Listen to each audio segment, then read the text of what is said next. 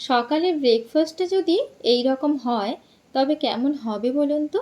একদম মিষ্টি দোকানের মতো ছোলার ডাল রেসিপি, আর তার সঙ্গে কম্বিনেশন হিসেবে রেখেছি নরম তুলতুলে খাস্তা পরোটা। একটা খুব স্পেশাল মশলা অ্যাড করে আমি আজকে রান্নাটা বানিয়েছি, যার জন্য মিষ্টি দোকানের থেকেও অনেক বেশি স্বাদ লাগে। নমস্কার, মিতাস কুকিং প্যাশন আরেকটি রেসিপিতে আপনাদের স্বাগত জানাই। আমি মধুমিতা।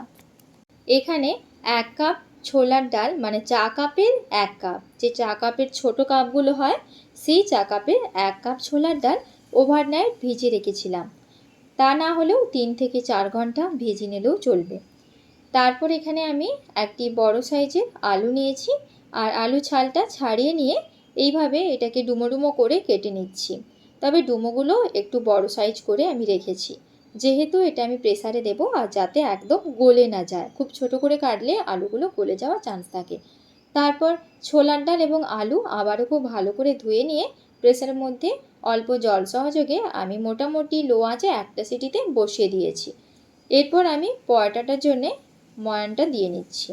এখানে আমি 1 বাটি ময়দা নিয়েছি এবং তার মধ্যে 2 চিমটি লবণ, 1/4 চামচ চিনি আর 2 চামচ সাদা তেল দিয়ে হাত দিয়ে খুব ভালো করে মেখে নিচ্ছি। হাতের সাহায্যে ময়দাটাকে একটু মুঠো করে দেখবেন, যখন দেখবেন আর এটা নিজের থেকে ভেঙে যাচ্ছে না, হাতের আঙুল দিয়ে একটু প্রেস করলে তবে গিয়ে এটা ভাঙছে, তখন বুঝতে পারবেন খাস্তা পরোটার জন্য ময়ানটা কিন্তু একদম রেডি। এরপর অল্প অল্প জল অ্যাড করে প্রথমে হাতের আঙুলগুলোর সাহায্যে ময়দাগুলোকে একটু জড়ো করে নিয়ে তারপর খুব ভালো করে এটাকে মেখে নিচ্ছি।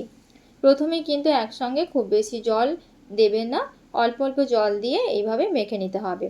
এবং খুব ভালো করে এটাকে মেখে নেওয়ার পরে 30 মিনিটের জন্য এটাকে আমি রেস্টে রেখে দিচ্ছি। 30 মিনিট পরে আমি এটাকে একটা চপার বোর্ডের ওপরে নিয়ে, ময়দার ডোটা চপার বোর্ডের ওপরে নিয়ে হাত দিয়ে প্রথমে একটু হালকাভাবে একটু দলে নিয়ে একটা নাইফের সাহায্যে 3 ভাগ করে নিলাম। তারপর হাত দিয়ে এইভাবে একটু ঘুরিয়ে ঘুরিয়ে প্রেস করে একটা গোলাকার শেপ দিয়ে নিলাম। তারপর বেলুনের সাহায্যে এটাকে বেলে নিচ্ছি। আর বেলছি কেমন দেখুন, মাঝেরটা একটু মোটা থাকলেও কোনো সমস্যা নেই, কিন্তু যে ধারগুলো সেগুলোকে একটু পাতলা করে বেলে নিতে হবে। আর যদি না বেলে নিতে পারেন তাহলে এইভাবে একটু টেনে টেনে এইভাবে একটু স্প্রেড করে দিতে হবে আর কি। আর নর্মাল পরোটা বানালে আমি কিন্তু এইভাবেই বানাই, এতে করে কিন্তু পরোটা বেশ নরম তুলতুলে আর খাস্তাও হয়। আর এই যে প্রসেসটা, এটা কিন্তু একদম যে লাচ্ছা পরোটা বা যে লেয়ার পরোটা সেইটার মতোই কিন্তু, তবে সেক্ষেত্রে যাতে লেয়ারগুলো ভালো করে বোঝা যায়, যার জন্যে একটু তেলের পরিমাণটা বেশি লাগে। আর আমি এখানে অল্প তেল ব্যবহার করেছি, আর একটু বেশি তেল ব্যবহার করলে এটাই কিন্তু লাচ্ছা পরোটা হয়ে যাবে।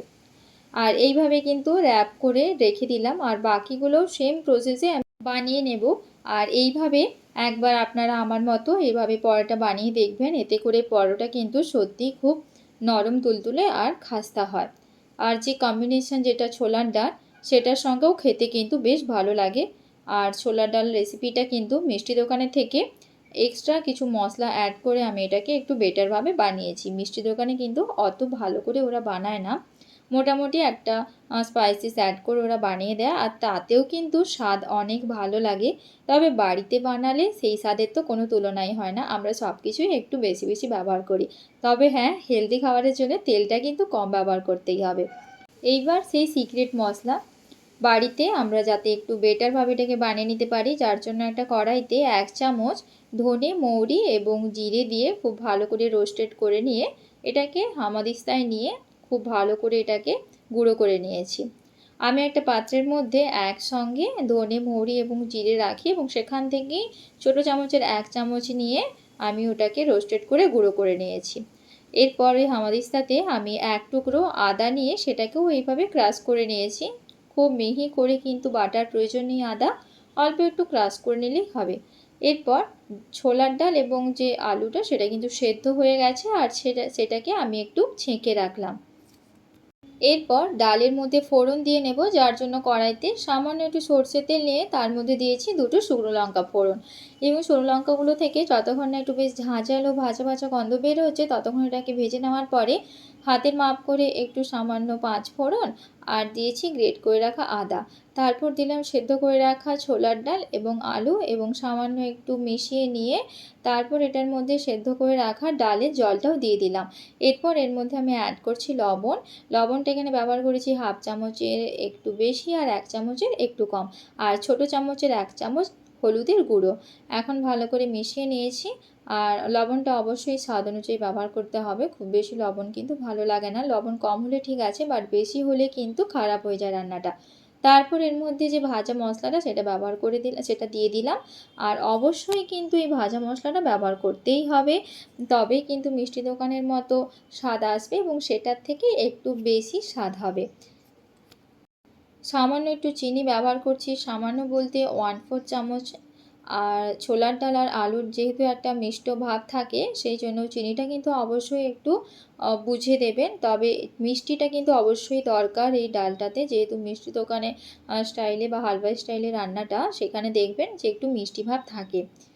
আর লবণ আর মিষ্টিটা একটু চেক করে নিলাম, সব কিছুই ঠিকঠাক আছে। আর এরপর যেটা করছি যে আলুগুলো একটু বড় সাইজ করে কেটেছিলাম, সেইগুলো একটু খুন্তি দিয়ে কেটে এইভাবে ছোট ছোট করে নিলাম। তাহলে আর কি দেখতে ভালো লাগে এই আর কি। রান্নাটা কিন্তু একদম কমপ্লিট আর খুব সুন্দর একটা গন্ধ বেরিয়েছে। রুটি, লুচি কিংবা গরম গরম ভাত যে কোনো কিছুর সঙ্গেই কিন্তু এটা খাওয়া যেতে পারে। সব কিছুর সঙ্গে কিন্তু এটা ভালো লাগে। আমি তো ট্রাই করেছি, ভাতের সঙ্গেও খেয়েছি, এটা কিন্তু বেশ ভালো লাগে। তারপর একটা পাত্রের মধ্যে আমি এটাকে ঢেলে রাখলাম। পরোটা দিয়ে খাওয়ার সময় এটাকে সার্ভ করে দেব। এরপর যেটা এখানে ডোগুলো বানিয়ে রেখেছিলাম, যে র্যাপ করে রেখেছিলাম আবার, আমি এটাকে এখন বেলে নেব। খুব সামান্য পরিমাণে সাদা তেল একটু চপার বোর্ডের ওপর দিয়ে হাতের সাহায্যে এইভাবে পুরোটা স্প্রেড করে দিয়ে আর বেলুনেও একটু তেলটা মাখিয়ে নিয়েছি, এটাকে বেলে নিচ্ছি। খুব বেশি মোটা করে বেলবো না, আবার খুব বেশি পাতলা করে বেলবো না।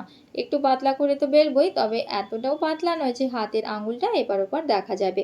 আর তোমরা দেখে হয়তো বুঝতে পারছো যে লেয়ারগুলো কিন্তু হালকা হালকা বোঝা যাচ্ছে। তারপর এটাকে একটা ফ্রাইং প্যানের মধ্যে দিয়ে দিলাম। ফ্রাইং প্যানটা কিন্তু অবশ্যই ভালো করে গরম করেছি। তারপর এটাকে দিয়েছি। আর এখানে কিন্তু প্রথমেই কোনো তেলের ব্যবহার আমি করিনি, প্রথমে এটা আমি দিয়ে দিয়েছি। বাকি যে পরোটাগুলো সেইগুলো আগের থেকে একটু বেলে রাখছি, একার হাতে যেহেতু করতে হবে তো আগের থেকে এগুলো বেলে রাখছি। আর এইদিকে দেখো, পরোটার মধ্যে কিন্তু বেশ বাবলস তৈরি হয়েছে, আর এই জন্য কিন্তু এটা বেশ খাস্তা লাগে আর নরম তুলতুলেও থাকে আর খেতে বেশ ভালো হয়। এইভাবে খুব সামান্য একটু সাদা তেল দিয়ে খুন্তি দিয়ে এর এপিঠ ওপরটা লাগিয়ে দিয়ে এপিঠ ওপিঠ উল্টে খুব ভালো করে এটাকে ভেজে নিয়েছি। খুব সুন্দর বেশ একটা গোল্ডেন কালার এসছে। তারপর এটাকে একটা সার্ভিং প্লেটের মধ্যে সার্ভ করে নিয়েছি। আর অবশ্যই সেটার সঙ্গে সার্ভ করেছি একদম ওই মিষ্টি দোকানের মতো ছোলার ডাল। সকালে ব্রেকফাস্ট আমার তো জাস্ট জমে গেল। তোমরা অবশ্যই এইভাবে বানাবে আর আমাকে কমেন্ট করে জানাবে খেতে কেমন হয়েছিল। ইউটিউব চ্যানেল থেকে দেখছো তো চ্যানেলটি লাইক, শেয়ার, সাবস্ক্রাইব করে দিও আরও নতুন নতুন রেসিপির জন্যে। আর যদি Facebook page Mita's cooking passion থেকে দেখছো তো পেজটি লাইক, শেয়ার এবং ফলো করে দেওয়ার অনুরোধ করলাম। নতুন নতুন রেসিপি পেয়ে যাবে, কথা দিলাম।